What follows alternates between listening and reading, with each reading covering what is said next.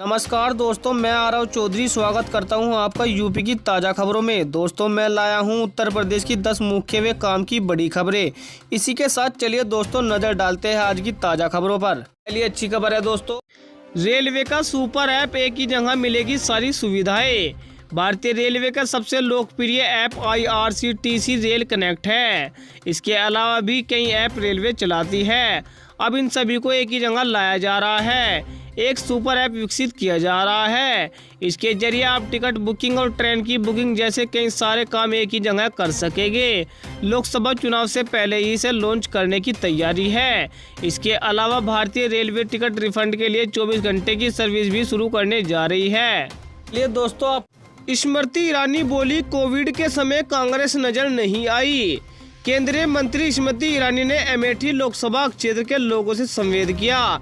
इस दौरान उन्होंने कहा कि आपने इस क्षेत्र में कांग्रेस की राजनीति देखी है। आप सभी ने गंभीर परिस्थितियों के दौरान कांग्रेस को गायब होते देखा है। जब कोविड आया और लोगों के सर पर मौत मंडरा रही थी तो कांग्रेस अमेठी में नजर नहीं आई। स्मृति ईरानी ने कहा कि मैं अमेठी की कर्तव्यनिष्ठ नागरिक के रूप में आपका समर्थन मांग रही हूँ। चलिए खबर है दोस्तों, आकाश आनंद बोले, राम मंदिर का निर्माण अच्छा कदम, लेकिन हमारा मथुरा दौरे के समय बीएसपी के नेशनल कोऑर्डिनेटर आकाश आनंद ने विपक्षी दलों पर जमकर भड़ास निकाली। राम मंदिर के सवाल पर आकाश आनंद ने कहा, राम मंदिर का निर्माण अच्छा कदम है, लेकिन हमारा पहला धर्म शिक्षा और रोजगार है।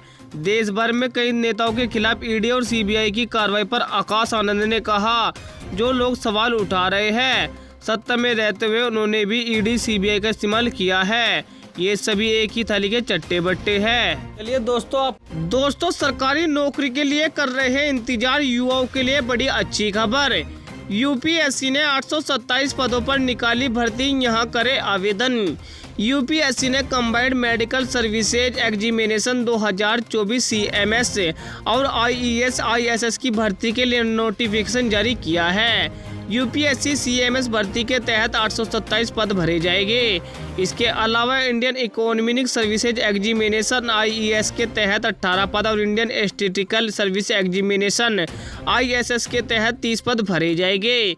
उम्मीदवार आयोग की ऑफिशियल वेबसाइट upsconline.nic.in पर आवेदन कर सकते हैं। दोस्तों, आपको यह जानकर कैसा लगा हमें कमेंट में जरूर बताएं। वीडियो को लाइक करें, अपने दोस्तों को भी जरूर शेयर करें।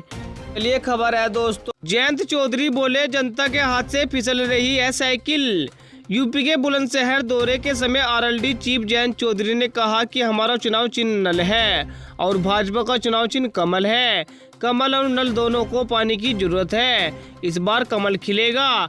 कमल और नल की तुकबंदी बन रही है और मुद्दे भी मिल रहे हैं। जयंत चौधरी ने कहा कि साइकिल जनता के हाथ से फिसल रही है। ये दोस्तों, बाबा विश्वनाथ धाम में राकेश टिकैत ने टेका माथा।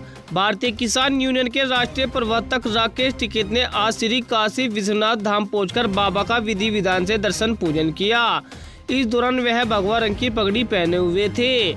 इस पर उन्होंने कहा कि यह रंग सबका है, हर समाज व संत महात्माओं का भी है।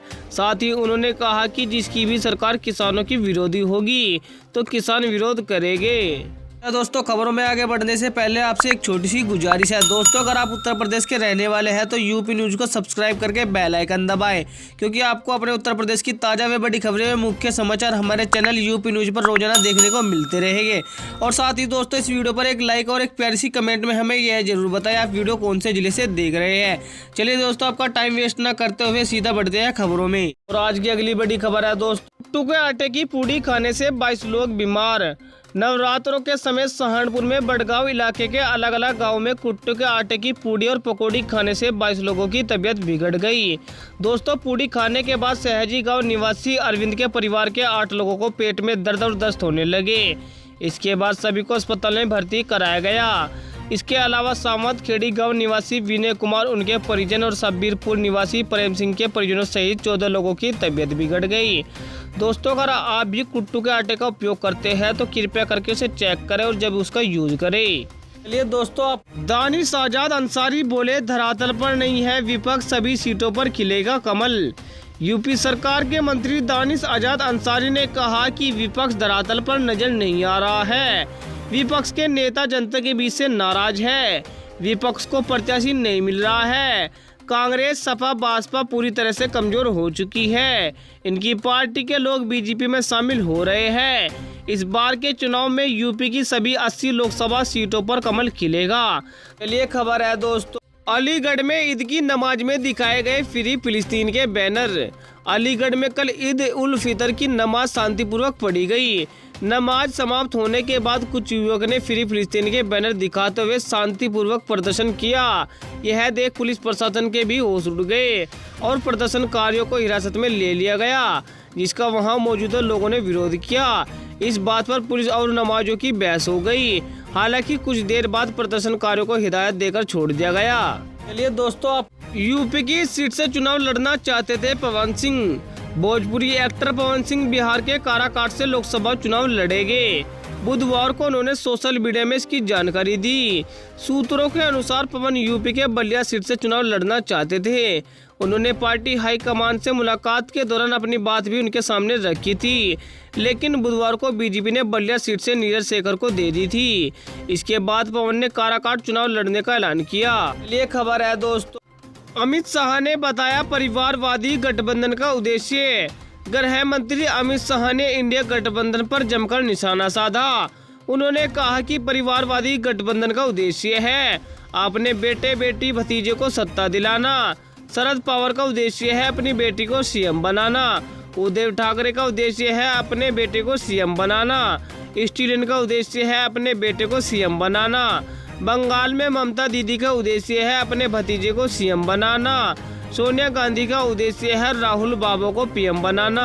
चलिए दोस्तों, राहुल गांधी बोले बीजेपी का काम आपका ध्यान भटकाने का है। राहुल गांधी राजस्थान के अनपुड़ा गांव में जनसभा को संबोधित करते हुए कहा कि किसान सड़क पर उतर गए और मीडिया में क्या आता है। आतंकवादी, बेरोजगारी की बात कभी नहीं आएगी, महंगाई की बात कभी नहीं आएगी। राहुल गांधी ने कहा इनका बीजेपी का काम आपका ध्यान भटकाने का है। ये सिर्फ चाहते हैं कि पिछड़े वर्ग, किसान और गरीबों के मुद्दे राष्ट्रीय और क्षेत्रीय मीडिया पर न आए।